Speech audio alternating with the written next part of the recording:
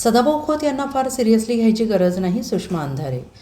शेतकरी नेते सदाभाऊ खोत यांनी दिल्ली सुरू असलेल्या आंदोलनावर वादग्रस्त प्रतिक्रिया दिलेली आहे. त्यांनी कॉक्रोच जनता पार्टीच्या आंदोलकांना दहशतवाद्यांची उपमा दिलेली आहे. त्यावर आता शिवसेना नेत्या सुषमा अंधारे यांनी प्रतिक्रिया दिली. सदाभाऊ खोत यांना फार सिरियसली घ्यायची गरज नाही, पण या राज्याच्या मुख्यमंत्रीपदी असलेल्या मुख्यमंत्र्यांना मात्र उत्तर दिलंच पाहिजे, असंही त्यांनी म्हटलेलं आहे.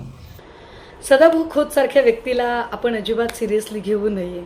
काय एक बरीच वर्ष अडगळीत पडलेला माणूस, भाजपाने MLC दिली आहे म्हटल्यावर त्यांची तळी उचलणं त्याने फार स्वाभाविक आहे.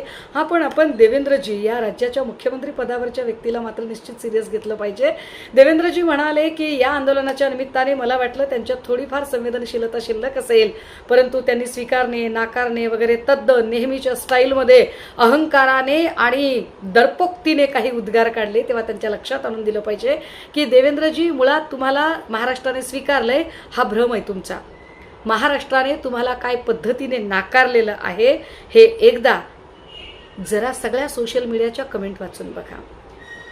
ज्या मेनस्ट्रीमचे जे सगळे चॅनल्स आहेत त्या चॅनल्सच्या खाली सुद्धा लोक तुमच्याबद्दल काय बोलतात, लिहितात, तुम्हाला कोणत्या टोपण नावाने हाका मारतात आणि तुमच्याबद्दल काय परसेप्शन तयार लोकांनी केलेलं आहे ते एकदा समजून घ्या, मग कळेल. आणि हो, फक्त महाराष्ट्रानेच तुम्हाला नाकारलंय असं अजिबात नाही आहे देवेंद्रजी.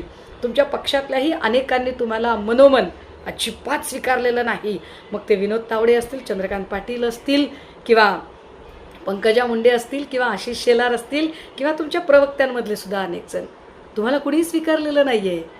अहो, पक्षातल्यांचं सोडा, राज्यातल्यांचं सोडा, तुम्ही ज्या दिल्लीश्वरांच्या ज्यावर इथे त्यांच्या इशाऱ्यावर इथे निर्णय घेता ना, त्या तुमच्या दिल्लीतल्या अमित शहांनी सुद्धा तुमच्या मुख्यमंत्री पदाच्या खुर्चीखाली फटाके लावायला सुरुवात केली आहे बरं का. त्यामुळे आमच्याबद्दल विचार करण्यापेक्षा तुमच्या खुर्चीखालचे फटाके कसे निकामी करता येतील याकडे जरा लक्ष द्या. आणि हो, विद्यार्थ्यांबद्दल बोलताना फक्त एवढाच विचार करा की त्या विद्यार्थ्यांच्या ठिकाणी जर एखाद्या मंत्र्याची, आमदाराची, खासदाराची जर पोरं पोलिसांच्या काठीने जखमी झाली असती तर तुमची काय प्रतिक्रिया असते. Bureau report, SBN Marathi, Pune.